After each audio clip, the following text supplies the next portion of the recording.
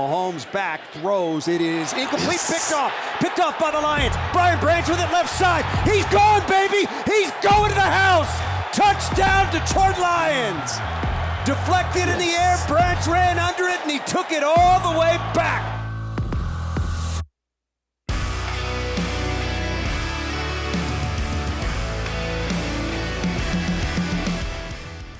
Welcome to the Twentyman the Huddle podcast. I am Tim Twentyman, senior writer for the Detroit Lions. He is PJ Clark, who does a little bit of everything. What is your official title? I'll take that. You're like the guy that does social media. You produce the podcast. You do video stuff. Swiss Army knife. Swiss Army knife. We'll go with that. I like that. The Swiss Army knife does a great job with our key matchup segment, which we're going to just jump right into this week. Obviously, big matchup. Health-wise, not a whole lot for Detroit. Taylor Decker's back. Fighting a little bit of complacency, maybe, having already won the division, but really shouldn't be a case, Peach, with the number 2 seed still very much in their control, and who knows, with San Francisco having to play the Rams, week 18, that might be a desperate team. They lose a game, Detroit wins 2, the number 1 seed is still there. So this shouldn't be a complacent football team. No, and it's a big matchup. I mean, when you're looking ahead now to playoffs locked up, you might have to see the Cowboys again pretty soon. So can you take advantage now and push them maybe a little bit further down the seeding list, push yourself up and really keep the 2 seed as guaranteed as possible? You can do that on your own. You don't need help for that, but it starts this week, and it starts with Dallas. Yeah, and it's at Dallas, a place where they're 7-0. They're averaging 39.9 points per game, so a great December test. Dan Campbell talked about that on Thursday. Like, hey, I love this matchup. I think it's perfect timing, he said. They get to go play a big-time game on the road, big NFC matchup against a team. A little prime time, a little prime time. Week action again. I like it. Get ready for it. All right, let's jump right into these key matchups. And first on the list for me is quarterback Jared Goff versus cornerback Daron Bland. Yep. And when you look at Bland and what he's been able to do this year, 8 interceptions, 6 pick sixes, which set an NFL record. It's pretty good. And so, look, Jared Goff is playing terrific football right now. He's taking care of the football. You look at last week, 30 of 40, had the touchdown, very efficient, no turnovers. And you don't want to take some of the aggressiveness away, but you also have to be careful when you throw at Daron Bland, because you know what he can do and how a pick six can be, such a crucial game changer in a matchup like this. That's happened even earlier this year against Seattle. I mean, this pick six changed that game, and that's another playoff type team. They're still fighting for their lives, but that's one of the better teams the Lions have played this year, and you saw how it impacted that game. But I mean, Daron Bland, what just a jump from last year. He had 5 interceptions last year, so he didn't necessarily come out of nowhere. But Trayvon Diggs goes down early, and you're thinking, what is the Dallas defense going to be? And he has stepped right in. And I mean, the return ability is one thing, but to even get to the 8 interceptions, and he's so good at jumping the outside routes, which, like you saw last week, you hit a couple of those to Khalif Raymond. Amon-Ra St. Brown likes those little quick outs that, if those get jumped and you get a little momentum going the other way, Daron Bland certainly is gone. So that's going to be definitely, can you try to keep maybe him over the middle and not give him as many outside routes to kind of jump and start going the other way? It's funny because when you think about him and being able to jump routes, you would think, well, maybe there's a guy who's susceptible to some double moves. Yeah. Maybe he's given up just as many big plays as he has interceptions. You've seen that with Diggs in the past. Yep. But you look at some of his numbers. I mean, teams are completing 51% of their passes on him. They only have a 46.5 rating. He's been when great. Throwing his way. He's the number 2 ranked cornerback in PFF. So he's got all this production, but there's nothing on the back end that you shake your head and say, well, maybe we can do this. He's not just the home run player. He is a complete threat cornerback. And so I think that's just such a key matchup this week. Jared's going to have some plays, some key third downs where it's one-on-one, and that's where the football has to go given the matchup. Can he make sure that he puts it on the outside, keeps it away from Daron and attack him, but be careful attacking him? Yeah, and I think, again, you saw 14 get back over 100 yards and back in the end zone last week, and that was pivotal in that matchup. So can you keep him on track in a little bit of a lesser Laporta game last week? Can you get Sam back on track now too? And if it's going to be, Bland takes out Amon-Ra, then somebody else has to step up, and the Lions have done a really good job of that as of late. But this is a different team when 14 is getting the ball consistently, like we saw last week. No, 100%. And how about the emergence of Jameson Williams too? 4 catches 2 weeks ago, 5 last week. I think that's important for this offense too. All right, here's another one, and it's a big one because obviously Micah Parsons, their do everything linebacker versus the Lions' offensive line. And I don't put it one specific matchup because just look at some of the numbers, Peach. I mean, he's played 205 snaps from the left end. He's played 102 snaps from left outside linebacker, 80 from the right end, 170 from right outside linebacker, over 90 in the box. They use him everywhere. Any front 7 position, he can play. Yep. And so really it's going to be on all 5 of those guys for Detroit up front to kind of identify where he is, know where he is, because they really do a good job of trying to get him matched up one-on-one when they can. Yeah, and this is an offensive line that has been outstanding in pass protection. I mean, you have Sewell, who has been the best pass protecting tackle in the league this year, but it's going to come down to everybody, and they run Micah because he's so athletic and he's got so much bend and this different type of body as an edge rusher, not necessarily your big defensive lineman, Aiden Hutchinson type guy. He's quick, he's lateral, he can move side to side, so they run him on a lot of stunts. So this is going to be Graham, Frank, who are coming off outstanding games in Minnesota. You got to be ready for that, but this is a guy, 13 sacks on the year. He had 2 against you last year. Always a threat to kind of poke the ball out as well. Can you keep Jared upright? Jared was great against the blitz. We talked last week. Flores is going to throw 7, 8 guys, but Jared was outstanding. But now this is a different type of animal that you can just. He can do it on his own. You don't have to send 6, 7, 8 on a blitz if Micah Parsons on your team. I think it's a matchup like last week. You're really happy that all 5 of your guys are here, that Taylor Decker is going to be available at left tackle because they play so well. And to your point, 29 sacks allowed by Detroit, 5th best in the league. Yeah, I mean, this is good on good. We talk about it every week because it's a passing league and it's a pass rushing league on defense. So you got to figure it out. But Micah Parsons, I mean, that guy is different than pretty much everybody we've talked about this season so far. No, 100%. All right, and look, here's another big one for me, Peach, is Cam Sutton, cornerback, who wasn't at practice on Thursday. Hopefully everything's okay there. Keep an eye on that. Against CeeDee Lamb. And you look at CeeDee, and they do such a terrific job of moving him around, getting him the football. Like, he's got 109 receptions, but 151 targets. Yeah. I mean, he is their guy. 1,424 yards, 9 touchdowns.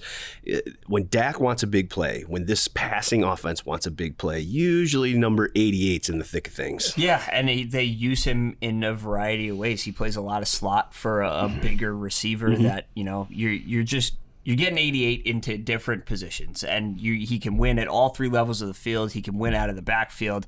This is a guy that, we've seen Cam Sutton. If it ends up being him, he's traveled with DJ Moore. He's traveled with Cortland Sutton. He traveled with Justin Jefferson. So you're getting some experience where maybe the beginning of the year it wasn't like that. So if Cam's able to go, you're probably getting good on good there.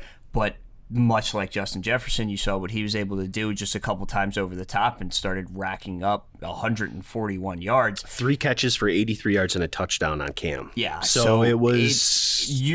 It never hurts to have safety help. And the safeties have played so well recently. So that, are you bracketing CeeDee Lamb? But, Jordan Addison went out pretty early last week. Brennan Cooks has been in the league for a long time and is a 1,000-yard receiver. And that guy is that guy's a veteran. That guy's a pro. Michael Gallup, same thing. They got tight ends, Luke Schoonmaker, Jake Ferguson. This is a deep passing offense that maybe, at the end of the game against Minnesota, no TJ, no Jordan Addison. It was all on 18. It's going to be a lot on 88, but they have the auxiliary pieces as well. No, 100%. The Lions got to really marriage the rush and cover this week against this team. They like we said off the top, they average 40 points per game at home. I mean, they just there's a rhythm, a timing, whatever it is at home. They just have been explosive. I think they've scored over 30 points in every game at home this year. It has to be a shootout, and the defense. Can you steal a couple possessions here or there force a 3 and out, get a turnover, but the offense is going to have to keep pace certainly as well. And one guy that might be counted on to keep pace for Detroit's offense definitely. is running back Jahmyr Gibbs. And I put the matchup with Marquise Bell on here because that's a guy, at least I think, does a lot of their kind of dirty work in terms of covering tight ends, covering running backs. And look at Jahmyr. We have to start with that juke with the 4th and 1 play. That was special. I mean, that was he teleported. You don't want to compare. It was Barry-esque. Yeah, sure. It was Barry-esque. Now, we're not saying, obviously, he's number 20. But those are some things that kind of remind you of 20, the way that he can cut like that and make a guy just look silly, fall down, and really not lose speed. And you look at the production that he's had, the 5th most scrimmage yards for a rookie, 1,188, past Mel Farr, and joins Barry Sanders and Billy Sims as the only rookies with 1,000 scrimmage yards and 10 touchdowns. Yeah. I mean, the kid is really, really special. And, I think he's just gotten better and better and better every week. And he's become a big part of what this team is, both in the run game with David Montgomery and in the pass game too. I was going to say you're seeing his role develop throughout the season. Early in the year it was 8 to 10 touches, a couple catches, a couple carries, but now I mean he's getting entire drives to himself in the backfield, and he's running routes, and he can run between the tackles. I mean he had 2 goal line touchdowns that you're just making the right read and cutting through, but when he gets to the corner and he gets outside, if you lose contain on him, I mean, he can shoot down the sideline. And we saw that for a touchdown last week. We saw him get to the outside on that juke and just barely missed a touchdown with a shoestring tackle. I mean, he's a built-in explosive play. And you just, when you have a guy like that can flip the field and push a 25-yard run or a catch out of the backfield, I mean, that is something an opposing defense certainly has to key in on. And then when you add that with what Laporta has done, Yep. and when you add that with the consistent production that you get from Amon-Ra St. Brown, and now Jameson ticking up 9 catches less, it just makes it so hard to defend. You're going to get a one-on-one matchup, and when you do, you've got to love, if you're the Detroit Lions, what you get. And with Bell, look, he's second on their team with 82 tackles. He's kind of like a safety linebacker hybrid to me. Yeah, 6'3", 205. Yeah. It's a big dude. You can do a lot of different things with him. And so that'll obviously be a key matchup both in the run game and the pass game. All right, let's flip it over. Let's still talk about in the running back, but let's talk about Dallas's running back Tony Pollard, their number 1 guy, against Alex Anzalone. I think that'll be a key matchup because I thought what was really key to success last week for Detroit's defense was their ability to completely take the run game out. Now, look, Minnesota still had success throwing the football for over 400 yards, but also 4 interceptions. When you just rely on that and you can kind of sit back as a secondary and watch eyes and know that that's what they're going to do, you don't have the play action, you don't have some of the other things, and you're one-dimensional as an offense. It's really hard to win in this league and be successful being one-dimensional. And so I think that's, if you're Detroit, that's what you want to try to do to Dallas too. You look at Pollard, 886 rushing yards, 5 touchdowns.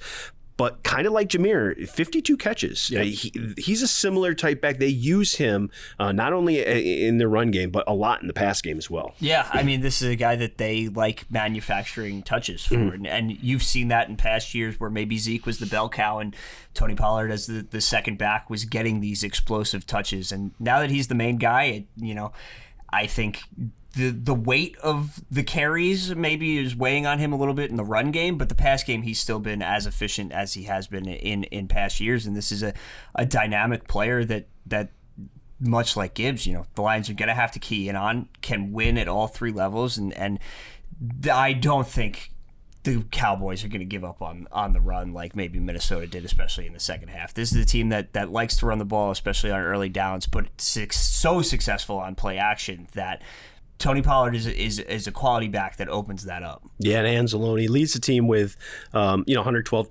tackles, but 6 pass defense too. 0 touchdowns allowed in his pass coverage. I think it's a very underrated part of his game. He's really good on tight ends as well. Yeah, and so if that's a matchup here with how well the safeties are playing, like you talked about, that's advantage Detroit. If they're able to take the running backs and the tight ends out of play, because that's when Dallas to me is so explosive because you know what Cooks is, you know what CeeDee Lamb is, you know they like to get the ball. But then if you can generate plays in the passing game with your tight ends and your running backs, look, Detroit's a great example. When is Detroit at its best? Yep.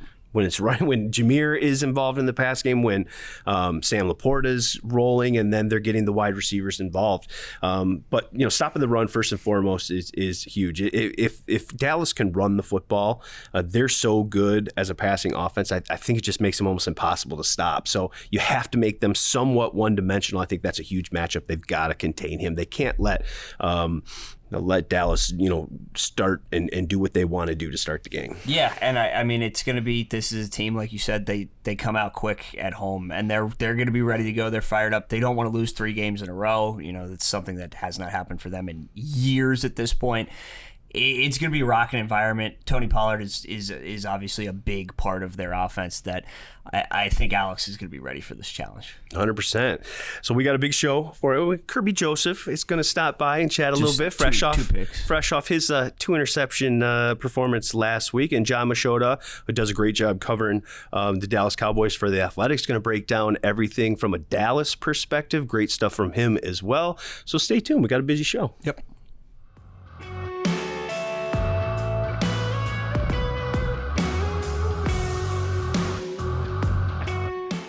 Welcome back to the 20-Minute Huddle podcast presented by Microsoft, and I am very happy to welcome in Jon Machota, who does a great job covering everything Dallas Cowboys for The Athletic. Jon, we got a pretty big game, Week 17 here in the NFL. You got to love those from our perspective covering both teams. No, there's no question about it. Being somebody from Detroit, I'm not going to lie, this is a game that was on my calendar when the schedule came out, having friends coming down for New Year's. So they're obviously going to go to the game. So this has been one that I've been looking forward to since the schedule came out. And I remember talking to some of my friends that are Lions fans, and I was like, I just want both teams to be really good when they play. I just want this to be a big game. And now I look at it, and man, looking over both teams' schedules, whoever wins this game, I would say that's their biggest win of the season. I don't know if you would agree with that or not, but it would be right now for the Cowboys, it's them beating the Eagles at home. Yeah. But for the Lions, I mean, I guess it would be the Kansas City game to start the season. Yeah, going to Kansas City Week 1 was obviously huge there, but I think this one ranks right there. Yeah, absolutely. So I'm looking forward to this. And both teams are relatively healthy. I think that this is a great game for everybody involved, both fan bases.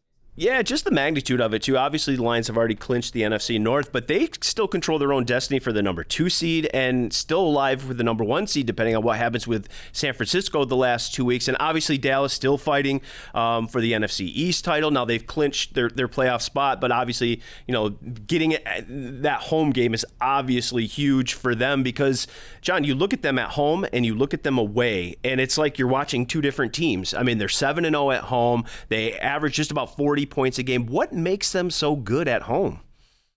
They're very comfortable at home, and I think that the key is their communication, particularly on offense. Dak Prescott, the offensive line, when they go on the road, there's just something about it where there's just these little mistakes and these hiccups that you're just like, I can't believe that this team is as accomplished and as what they've achieved over these last 3 years is still making some of these errors. But when they're at home, they just have a confidence about them. I mean, they haven't lost at home since the season opener last year. I mean, that was to Tom Brady and the Bucs. And so it's weird because, I'm a guy that, I grew up in Detroit watching the Lions going to Silverdome.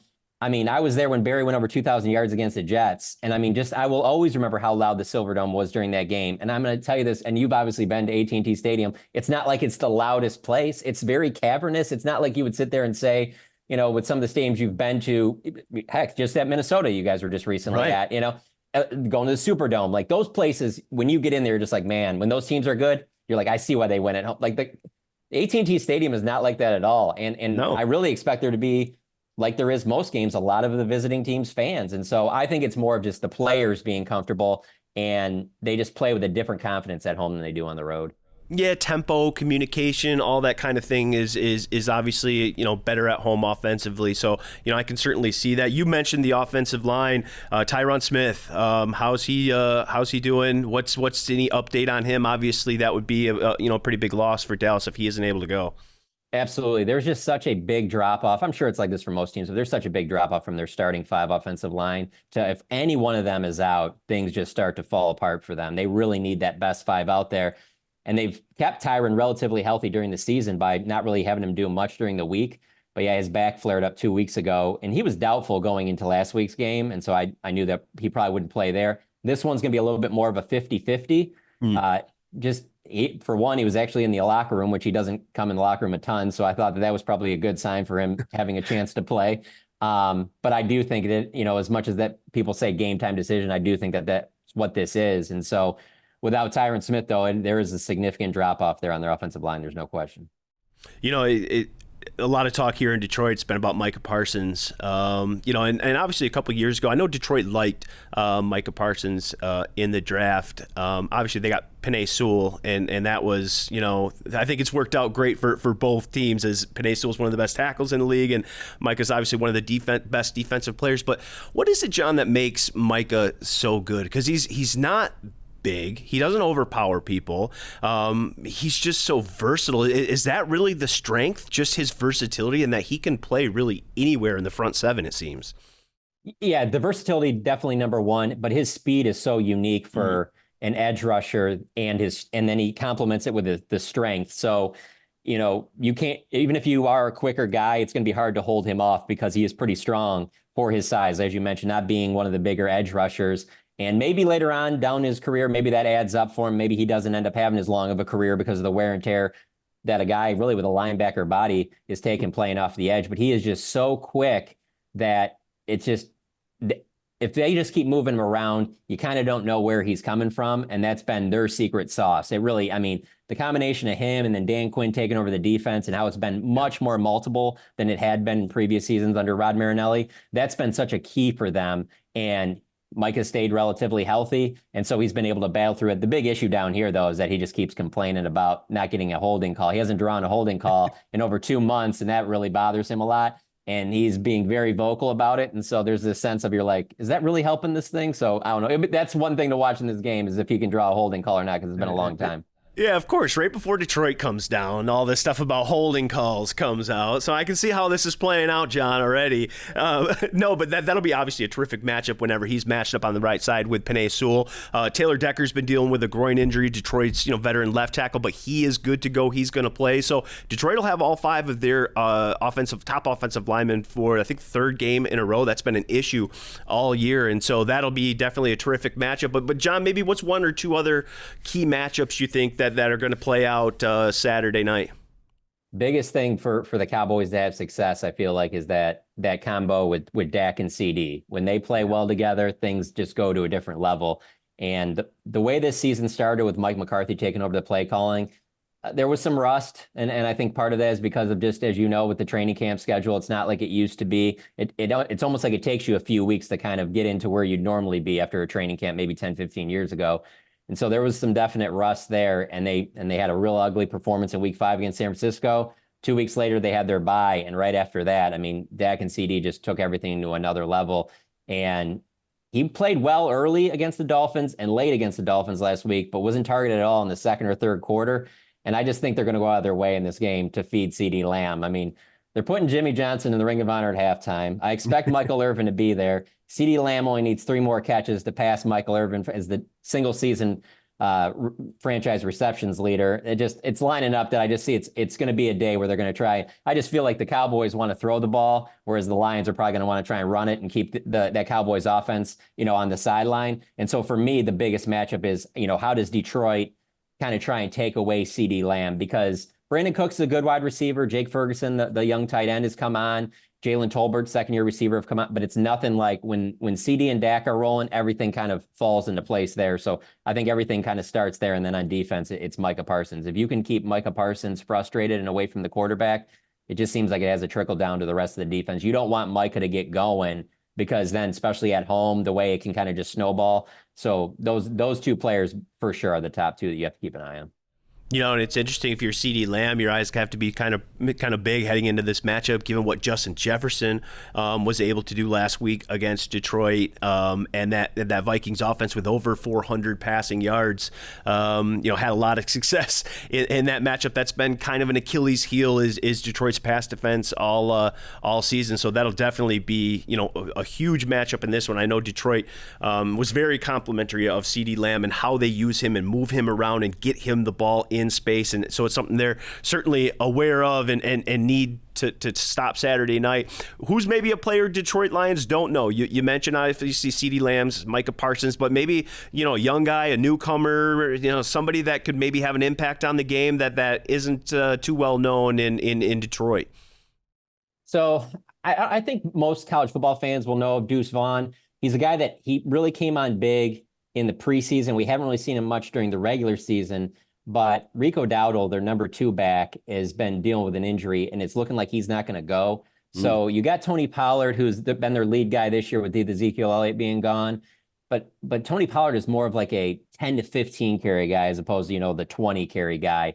And so I could see them possibly using Deuce Vaughn and then fullback Hunter Lipke, undrafted, rookie free agent at North Dakota State, who got the ball 3 times in their opening series against Miami last week, one of which was a fumble on the goal line. But I just think that they cannot just traditionally run against this Lions team with just handing it to Tony Pollard. So I'm like, I kind of look at those rookie backs as maybe someone steps up there. But the other one really is Jalen Tolbert, the second-year wide receiver. He didn't do much at all during his rookie season. And the Cowboys generally have some pretty good success when they draft receivers early. So there's a lot of people that were left scratching their heads after his rookie season. He's made some big plays here and there, but it looks like the way things are trending is he'll probably be their number 2, number 3 receiver going forward in future seasons. And he's kind of come on of late. So he would probably be the next person I would point to that kind of stands out, because on defense, it really is just a lot of the guys that you already know. It really starts up front with DeMarcus Lawrence and Micah Parsons. If there's one weak spot on the defense, it's their linebackers, Damone Clark, Marquise Bell.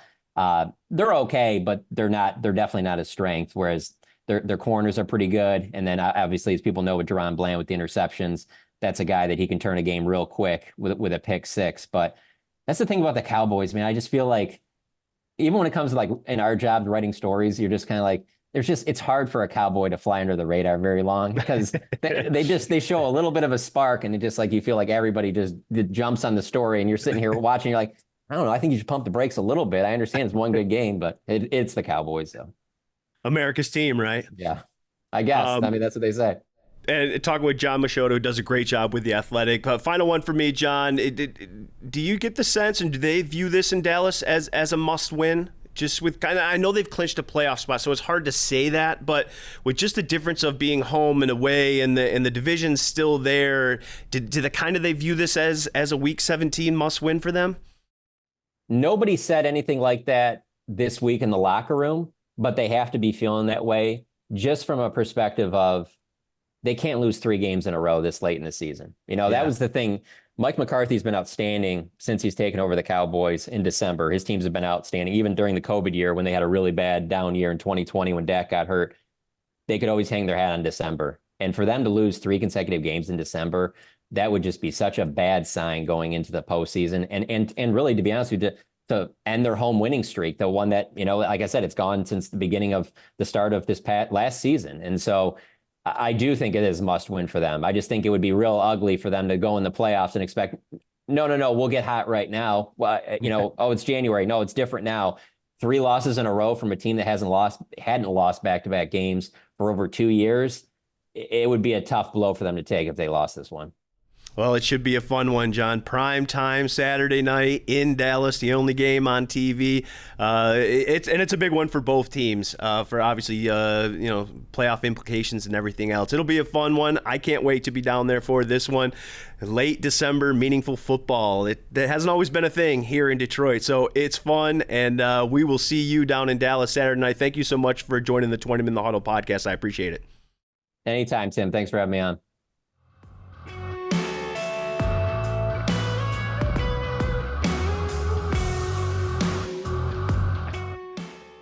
Welcome back to the Twentyman the Huddle podcast presented by Microsoft. And I'm very happy to welcome in second-year safety Kerby Joseph, fresh off his 2-interception game last week against Minnesota.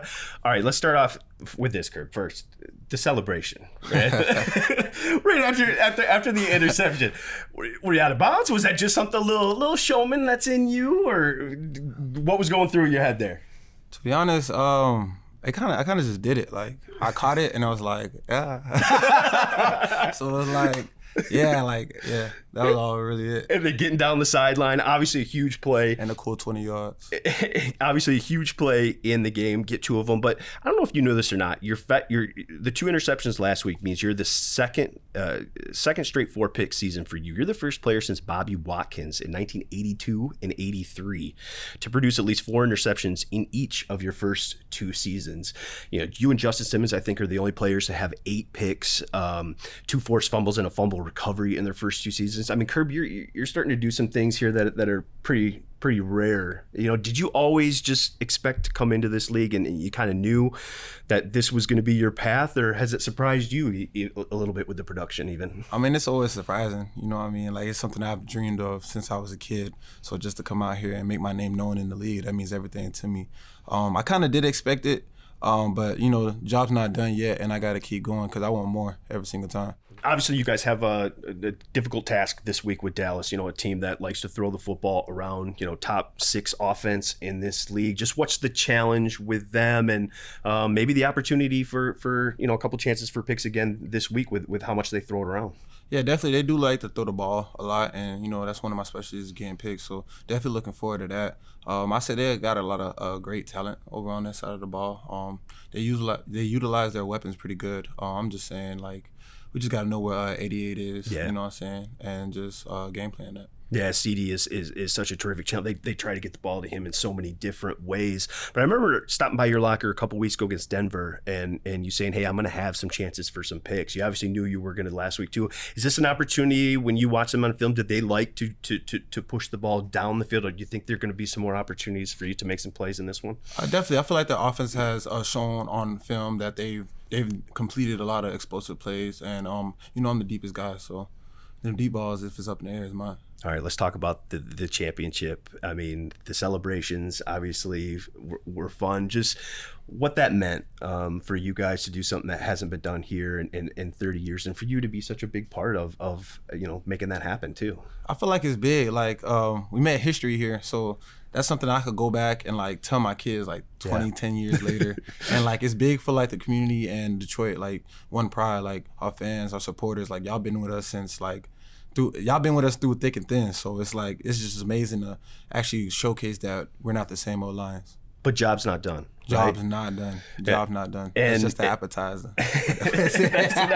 Jonah had a great quote about that. Yeah, the appetizer with the entree and the dessert and the cherry on top still coming. How do you fight? Is that how you fight the complacency, though? Yeah, I mean, you got a couple games to go. Sometimes maybe there's that thing, well, we're already in the playoffs. We've already guaranteed the number 3 seed. But the fact that you can get the 2, that you can potentially get the 1, complacency isn't going to be an issue with you guys, is it? I ain't got no complacency in my heart. You know what I'm saying? I came for nothing. So every time I'm out there, I got to give it my all. You know what I mean? And it's just like, I want to win. I don't care who we going against, who we play, what it means out there. Like, I want to win. This goes back to, like, Green Bay versus the Rams. I mean, Green Bay versus us. Like, we knew, like, if the Rams won or whatever the showcase was, like, it is what it is. But I was going to give it my all regardless. So, and we so happened to win that game, and that was amazing. No, that's a great point, because I don't think that's been brought up a lot, that game last year, the final scene, it didn't mean anything, but it was pride. And this seems like a pretty prideful group, you guys. I want to ask you about Ify. Obviously, first career interception, made the big play, but since he's been in that starting lineup, since he's been playing next to you, I mean, Kerb, he's playing some really good ball. How proud are you of Ify? I mean, it's everything to see him grow and learn and, you know, make plays, you know what I'm saying? Like, him, if he out there, you know, they brought him in as a corner and they converted him into a safety. So him learning the job and just going out there, having fun with it too, like, that's just amazing. I'm so proud of him. Like, he had his best game yet. You know what I'm saying? Yet.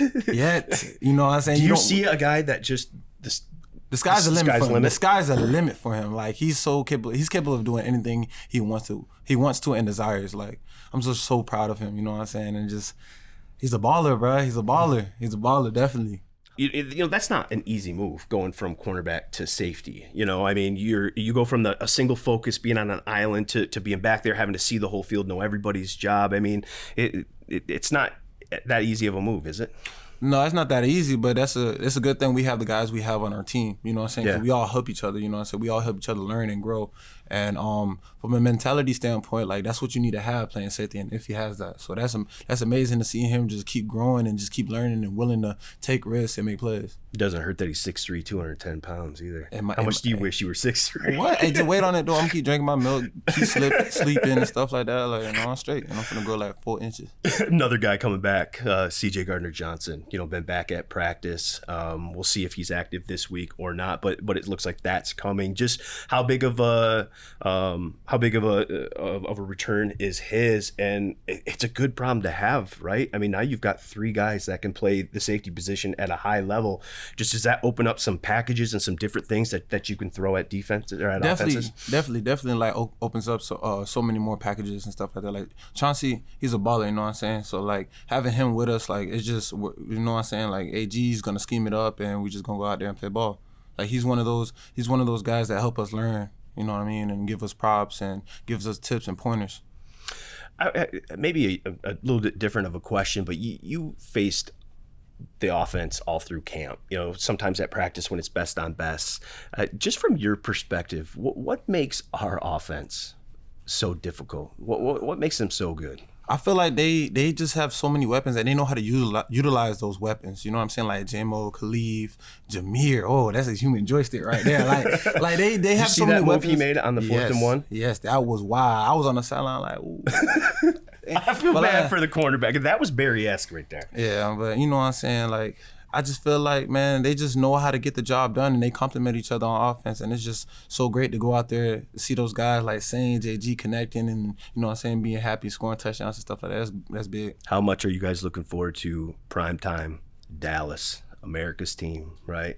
On the road, which you guys are 6-2, have played well all year. Just how excited are you guys for this one? It's a big game. I think it's a measuring stick game. That's what Dan Campbell said this week too. That's a good football team. One of the better teams in the NFC. Do you guys view that as a kind of a measuring stick game on the road, or you guys think you've already proven what you guys are? So I don't think about it like that. I just see that as an opponent. You know what I mean? I see that as an opponent that's on the same field as me, and I take it as disrespect if you think you could be on the same field as me or as us. You know what I'm saying? As a defense and as a team, as an organization as a whole, like we got to go out there and get that dub. Well, it's obviously a confident group, and it should be. Defense is playing pretty well. Looking for more takeaways. Those are obviously going to be big this week, and it should be a fun one. And you guys still got the number 1 seed available. Thanks for joining me, Kerby. I appreciate you. No problem. Appreciate y'all for having me. You know what I'm saying? Hey, I got my shirt too. I got my shirt. Yeah.